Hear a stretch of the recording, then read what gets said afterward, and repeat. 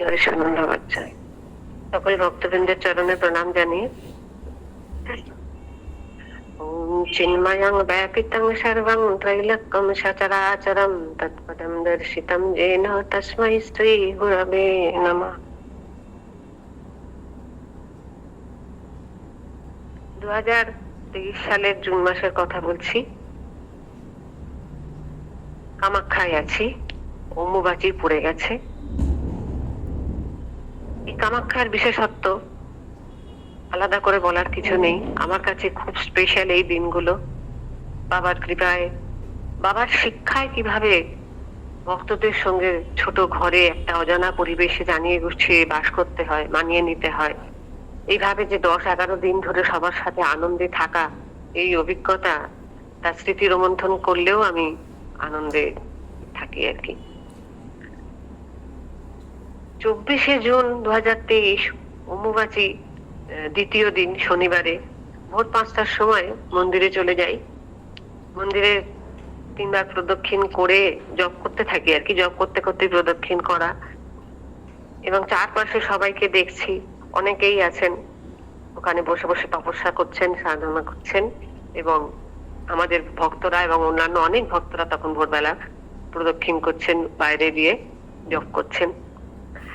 তো আমি পাথরের ওই সিঁড়িতে বসে কিছুক্ষণ জপ করা হয়, করে টোরে 6টার পরে আমরা ঘরে এসে আবার চা বিস্কুট খেয়ে বাবার কাছে যাই। বাবার কাছে দর্শন করে প্রণাম করে ওখানে সেদিনকে জল খাবারে মুড়ি সুজি ইত্যাদি দেয়া হয়। তো বিকেলের দিকে আবার বাবার কাছে যাই যখন, তখনও বাবা খবর নেন আমি দেওঘরে যাব কিনা, দ্বারকায় যাব কিনা। আর সেই বছর বোধহয় আরো সবচেয়ে এই বাবাকে লাক্ষাদ্বীপ কেউ কোন জায়গায়, মানে এইগুলো তো বাবার সঙ্গে যে এত তীর্থক্ষেত্র যাওয়া বা ঘুরতে যাওয়ার ভাগ্য তো আমার সবসময় সবার ভাগ্যে হয় না। তো মাঝে মধ্যে বাবার কথাও আবার ঠিক বুঝতে পারি না, বকা খেয়ে গেলাম বা বোকার মতো বসে থাকা তন্দাদি বকলো, বুঝতেই পারছি না কি বলছেন বাবা। তো যাই হোক, মন্দিরে যাওয়াটার আলাদা। মন্দিরের দেয়ালে যে মূর্তিগুলো রয়েছে, সিংহদুয়ারের সিংহ মশাই সবাই ওই সিঁদুর দিয়ে প্রণাম করছেন। ও তিনিও মানে সিংহ মশাইও প্রণাম পাচ্ছেন আলাদাই। আর আমরাও বাইরে দিয়ে জব করছি যখন, সবাই মাথা ঠেকিয়ে ঠেকিয়ে প্রণাম করছি, সিঁদুর দিচ্ছেন সবাই। এবার এইভাবে সন্ধ্যেবেলা সারা সন্ধ্যে 8:30 পর্যন্ত মন্দিরের সিঁড়িতে বসে থাকা, 8:30, 9:45, 9টার সময় এদিকে আবার খাবারের জন্য ডাক পড়ে। তো যাই হোক, মনে মনে জপ করো আর 2 চোখ ভরে দেখে যাও। কেউ কেউ সর্বাঙ্গে ভস্য মেখে শুধুমাত্র কৌপিন পরিহিত, আবার কোন কোন সম্প্রদায় বা অন্য কোনো মঠ থেকে এসছেন নিজ নিজ গুরুদেবের সাথে, তারা শোভাযাত্রা করে গুরুদেবকে সামনে নিয়ে বা এমনকি চেয়ারে বসি, মানে সিংহাসনের মতো এ করে তারা নিয়ে যাচ্ছেন। বিশাল আড়ম্বর, শঙ্খ বাজিয়ে জোরে একটা ভজন চালিয়ে বা কীর্তন চালিয়ে আর কি। অনেকে আবার পাগলের মতো ত্রিশূল হাতে নাচছে। একদল গ্রামের লোক আবার বহুরূপী সেজে, মানে হরগৌরী সেজেছেন, এই যে নাচতে নাচতে গান গেয়ে তারা ভিক্ষা চাইছেন আর কি। তো এইভাবেও সেদিন গেল। পরের দিন, তৃতীয় দিন 25শে জুন রোববার ছিল, 4টের সময় মন্দিরে চলে যাই। 3 বার 4 বার মানে প্রদক্ষিণ করে ওম রিং রিং, ওম ওইং রিং ক্লিং কামাখ্যা দেব্যই নমঃ। হ্যাঁ, তো এইভাবে আবার চলে আসি। ওই তখন আমাদের আর তো কোনো নেই, তার মধ্যে আবার বৃষ্টিও পড়ছে। অনেকদিন হয়েছে মাথায় ছাতা দিয়ে আমরা ঘুরছি বা ওই পাথরের সিঁড়িতে বসে আছি বৃষ্টির মধ্যে। তো বাবার কাছে এসে আবার ঘুগনি মুড়ি সেবা হলো। আসলে আমাদের কথা ছিল রান্না করে খাওয়ার কথা ছিল ভক্তদের নিজেদেরই, কিন্তু বাবার কৃপায় আমাদের কোনোদিনই সেটা করতে হয়নি। আমাদের সঙ্গে কিছু কাটা সবজি পরে আমরা মানে বিতরণ করে দিলাম, ডাল চাল নিয়ে গেছিলাম। তো যাই হোক, প্রতিদিনই 4 বার করে বাবার কাছে প্রসাদ পেয়েছি। আর বিকেলে তো কোনোদিন মিষ্টি, রসগোল্লা হোক, ঝালমুড়ি মাখা, চিড়ে, সিঙ্গারা হোক ইত্যাদি কিছু না কিছু ব্যবস্থা থাকতোই। এবং যদি বাবার কাছে হয়তো অন্যরা এসছে, কোনোদিন মিডিয়া বা অন্য নতুন ভক্ত আর কি, তো আমরা বসার জায়গা পাচ্ছি না, কিন্তু খাবার আমাদের নিয়ে আসতে হতো, তো আমরা ঘরে বসেই সেবা করেছি, এরকমও হয়েছে। এইভাবে 4র্থ দিন ভোরবেলা এমন বৃষ্টি, ঘর থেকে বেরোতে পারছি না, মন খারাপ হয়ে যাচ্ছে। ঘরে বসে জপ করলাম, আবার চণ্ডীপাঠ খানিকটা করলাম, আর গল্প, চা, সেবা এইসব করে তারপরে আবার একদিন হয়েছিল, বাবুদা বাজারে গিয়েছিল না, এদিক ওদিক ঘুরতে গিয়ে আনারস এনেছিল, সে দুপুরে আমরা ঘরে বসেই সেই আনারস কেটে খাচ্ছি, দুজনে মিলে কাটলাম আর কি, আমি আর বাবুদা, আর সবাই মিলে আমাদের আনন্দের এনে। তো যাই হোক, জপ টপ করা ছাড়া তো সন্ধ্যায় মন্দিরে গিয়ে আবার সেই হর হর মহাদেব মুখরিত ধ্বনি। আর এই তন্ত্র সাধনার কেন্দ্র হওয়া এই অম্বুবাচী মেলা আর বিশাল ভিড়, ফেরার সময় মন্দির থেকে সোজা সিঁড়ি দিয়ে নেমে আসতে পারছি না, ঘুরে ঘুরে অনেক অন্য রাস্তা দিয়ে গলি দিয়ে সে ডিরেকশন দেওয়া রয়েছে, বাবার কাছে আসতে গিয়ে আমাদের প্রায় 40 মিনিট মতো সময় লেগে যাচ্ছে আস্তে আস্তে করলে। তো যাই হোক, এখানে তো প্রতি বছর এমনিতে পুজো, দুর্গা পুজো হয়, মনসা পুজো হয়, বিভিন্ন পুজো, আর এই সময় তো আর একটাও দেখলাম, মাঝখান দিয়ে সিঁড়িতে উঠার পরে খানিকটা এগোনোর পরে ওখানে আর একটা অন্ধকার মতো একটা মন্দির আছে, শিব মন্দির, ওখানে ভেতরে ঢুকিনি আমি ভয়ে। তো যাই হোক, বলি দেওয়ারও প্রচলন আছে এখানে, দেখতে পেলাম বলির জায়গায় চতুর্দিক দিয়ে ছোট বড় প্রাণীদের দেখলাম, ছাগল, পায়রা, হ্যাঁ, ছাগলের বাচ্চাগুলো ঘুরে বেড়াচ্ছে, ওদের সিঁদুর টিঁদুর পরিয়ে মানে বলি দেওয়ার জন্য বা পুজো দেওয়ার জন্য ওদের ওখানেই বোধহয় ছেড়ে দিয়ে চলে যায়, খুব মায়াও হচ্ছিল দেখে। আর মন্দিরের পিছন দিকে যেখান দিয়ে আমরা প্রদক্ষিণ করছি, বাম দিক দিয়ে এগিয়ে গেছি, সেখানে তান্ত্রিক সাধকেরা বসে আছে, কেউ মানে একদম বুঁদ হয়ে বসে আছে, তারা এখন গাঁজা খেয়েছে কি সাধনা করছেন, জপে আছেন, মানে তারা একটু অন্যরকম তো। আর মাঝখানটায় হচ্ছে বলি দেওয়ার স্থানটা, যেটা কাঠের এটা রাখা, তো বেশিক্ষণ দাঁড়ানোর চেষ্টাও করছি না, তাই প্রণাম করে আমি চলে এলাম। তো বাকি বাইরে এসে কিন্নরদের সঙ্গেও অনেক সময় দেখা হলো, খুবই মানে ওরা না, কিন্নর যারা, ওদের সাথে কথা হলো, আলাপ হলো, সেলফি তোলা হলো, মানে এমনকি ওরা ভীষণ মানে শিক্ষিত হয়, এক একজন খুব ভালো বিনম্র স্বভাবের, হ্যাঁ, কোনো টাকা চায় না তারা, কিন্তু কত সুন্দর ব্যবহার, এরা কাপড়ের মানে আঁচল আমাদের মাথায় ছুঁয়ে ছুঁয়ে আশীর্বাদ করে গেল সবাইকে। তো খুবই আনন্দ এবং অন্যরকম একটা অভিজ্ঞতা হলো আর কি। তারপরে 27শে জুন হচ্ছে সকালেই গিয়ে বাবার দর্শন পেলাম, স্নান করে তৈরি হওয়া যাওয়ার সময় ফাঁকা ছিল, টুক করে বাবার কাছে গিয়ে প্রণাম করে আবার মন্দিরে চলে যাই আর কি। তখনই বাবার সাথে কথা হয়, বাবা বলছেন জপ করো, ভোরবেলায় জপের মাহাত্ম্য রয়েছে, আর আমাদের এই বিশেষ ভালো লাগা মন্দিরে গিয়ে। তো বাবা একদম কাছেই আছেন, সঙ্গেই আছেন, ধামে বসে তোমরা জপ করো বা মন্দিরে প্রদক্ষিণ করতে থাকো, তো জপের বিশাল মাহাত্ম্য। আর বাবা আছেন করুণার সাগর আমাদের কাছে, তো কামাখ্যা ধাম। আবার মন্দিরে গিয়ে দেখছি কেউ কেউ নারকোল হাতে করে শুয়ে সাষ্টাঙ্গে প্রণাম করতে করতে, যেমন গোবর্ধন পর্বতেও প্রদক্ষিণ করে, এইভাবে এখানেও সাষ্টাঙ্গে প্রণাম করতে করতে প্রদক্ষিণ করছে। সে ভিজে মাটি, এ মাটি তার জন্য কিছু নয়, কাদা মানে এ করা, কিন্তু আবার আবার কারোর পদবিহীন খর্বকায়, পা নেই, সেও সেইভাবেই প্রদক্ষিণ করছে। মানে দেখে দেখে রোজ চেনা হয়ে গেল, যাকে রোজ সকালে মন্দিরে দেখছি সে তো মুখ চেনা হয়ে যায়। আর কাশ্মীরি সন্ন্যাসী দেখি গলায় হলুদ রঙের বিশাল বিশাল রত্ন লাগানো মালা পরে আছে, আর কেউ কেউ তুলসী মালা বা রুদ্রাক্ষের মালা। তো এইরকম বিভিন্ন সাধু দেখতে দেখতে, মানে বাবার যে এই যে শিক্ষা, এইখানে যে এসে এই বিশাল সাধু দর্শন করতে পারা এবং মেলায় যে থাকতে পারা, খুবই ভাল লাগলো। নবমীর সকালে বাবা 9টার পরে মায়েদের দিয়ে দান করালেন 100 টাকা করে, প্রায় 50 জন সাধু, আত্মজন সেদিনকে উপস্থিত ছিলেন। তো সেদিনকে সকালে দান হয়েছিল, এবং নবমী নিশি আমার শেষ হয়েছিল কামাখ্যা মায়ের প্রসাদ দিয়ে, পেয়েছিলাম, এবং গুরু বাবার খিচুড়ি প্রসাদ দিয়ে। তো 27 তারিখেরও আর একটা ঘটনা, সকালবেলা আমরা যখন বেলার দিকে গিয়ে মন্দিরে বসেছিলাম, আর তন্দ্রাদি আমাদের সাথে বলেইছি, তন্দ্রাদির তো বাবার কাছে সব শিক্ষা শিখেছে, খুবই আমাদের পাশ দিয়ে মন্দিরে অনেক মেয়েরা ঘোরে, ছোট ছোট বাচ্চা মেয়েরা, কুমারীরা। তো এই অভিজ্ঞতা আমার জীবনে প্রথম।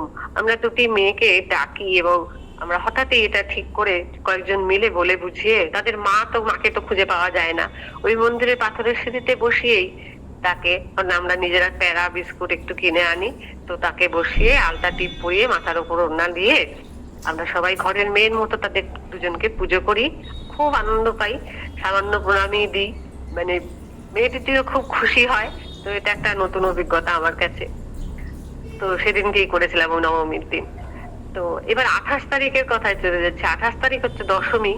নবমীর দিন দুপুরবেলা হ্যাঁ দশমী অম্বুবাচীর নিবৃত্তি হয়ে যাচ্ছে। তো সেদিনকে খুব না তার আগেই 26 তারিখে দুপুরবেলা, হ্যাঁ, বাবা সবাইকে সিঁদুর দিতে বলেন। আমাকে প্রথম সিঁদুরটা দেন তন্দ্রাদি ঘরে দিয়েছিল এবং পরে কল্পনা বৌদি, উনিও সিঁদুর দিলেন। এবং এই মায়েদের মধ্যে, আমাদের ভক্তদের মধ্যে এটি একটি পবিত্র অনুষ্ঠান। সবাই সবাইকে প্রণাম করছি, সবাই সবাইকে সিঁদুর দিয়ে দিয়ে করছি। তো আমিও আনন্দে অনেকগুলো মানে বেশ কয়েকটা, এতখানি যে করবো ভাবিনি, প্রায় 300 টাকার কাছে সিঁদুর টিঁদুর কিনে আনি, সবাইকে দিই খুবই আনন্দে। তো যাই হোক, তো এইভাবে আবার 28 তারিখ সকালবেলায় বাবার ঘরে মন্দির ওপরের ঘরে 3জন কুমারী কন্যাকে পুজো করা হয়। হ্যাঁ, অন্য পুরোহিত এসে মন্দিরের অন্য পুরোহিত এসে সেদিনকে এখানে পুজো করেন। সামনে বোধহয় মামনি দি, প্রদীপ দা এরকম কয়েকজন বসেছিলেন, হ্যাঁ, বাবার ঘরের সামনে। আর আমরা কেউ কেউ ভেতরে ঢুকে গেছিলাম, আর কেউ কেউ বাইরে থেকে দর্শন করছিলাম। আমার সেদিনকে একটু জ্বর জ্বর ছিল, শরীরটা খুব মানে উইক লাগছিল। ঠান্ডা জলে স্নান করছে তো আসলে, সেই জন্য পাথরে জল একটা, তো সেই জন্য একটু শরীরটা ঠিক ছিল না। তো যাই হোক, সেদিনকেও আমরা মানে কুমারী পূজা দর্শন করি এবং প্রসাদ পাই খুবই আনন্দের মধ্যে দিয়ে। এর পরের দিন হচ্ছে 29 তারিখ, হচ্ছে দেবশয়নী একাদশী, বৃহস্পতিবার দিন। তো খুবই আনন্দে আবার সেই বাবার কাছে গিয়ে একটুখানি থাকা, বাবার দর্শন, মন্দিরে যাওয়া, সবই হলো। বাবা সেদিন একাদশী মাহাত্ম্য বলেন এবং একাদশীর নামগুলো, যে 24টা নাম বলেন, মুখস্থ করতে আগ্রহী হয়ে যদি একবার করে উচ্চারণ করা যায় দিনের মধ্যেও, মানে প্রতিদিন হোক বা হোক, যে ততটুকু বলা যায় সেটাই হচ্ছে কল্যাণকারী। বাবা কেমন ছন্দে ছন্দে সাজিয়ে রাখেন এবং হাতে গুনে গুনে বললেন, হ্যাঁ, মনে রাখার মতো সহজ উপায় দেখিয়ে দেন সেদিনকে। তো খুবই আনন্দ পাই। আবার বিকেলে আমরা কয়েকজন, আমরা নিজেরা ভক্তরা ভুবনেশ্বরী মন্দিরে চলে যাই গাড়ি ভাড়া করে। একটু পাহাড়ের উপরে আরো উঠতে হলো, গাড়িতে করে গেলাম ভুবনেশ্বরী মন্দির। তন্ত্র সাধনার স্থান, দ্য ক্র্যাডল অফ তন্ত্রা লেখা আছে ওখানে। আর সেখানে মানে আমি অভিভূত, নীরব, মানে ভাষা নেই। ব্রহ্মপুত্র নদের তীরে অবস্থিত এই পাহাড়ের মানে কোলে যে একটা লুকোনো মন্দির হতে পারে, সত্যি এই মানে কেউ যদি এই দেবীকে সাধন শক্তিতে পেতে চায়, মানে একা এই শান্ত পরিবেশ হয়, একটা নির্জন, মানে এই যে নির্জনতা, মানে এটা বলে বোঝানো যাচ্ছে না। গহন অরণ্য, মানে এইভাবে তো আমি কোনোদিনও দেখিনি। এইরকম ভাবে এই বনের ভেতরে একটা অন্ধকারটাই আমাকে আকর্ষণ করলো। এখানে কত সাধক মহাত্মা লোকচক্ষুর আড়ালে গিয়ে সাধনা করে গেছেন, এবং সেদিন কেউ ছিলেন ওখানে, যে মোটা গাছ আর কি, অশ্বত্থ গাছ ছিল, তার পিছনে দেখি বসে জপ করছেন। মানে এরা যে লুকিয়ে লুকিয়ে থাকেন, নিজেকে একদম করে রেখে, এর ব্যাখ্যা হয় না আর কি। সন্ধ্যের দিকে গেছিলাম তো মন্দিরে বসে, মানে 4:30 পরে আমরা গেছিলাম মন্দিরে বসে, আমরা একটু জপও করি আধো অন্ধকারে।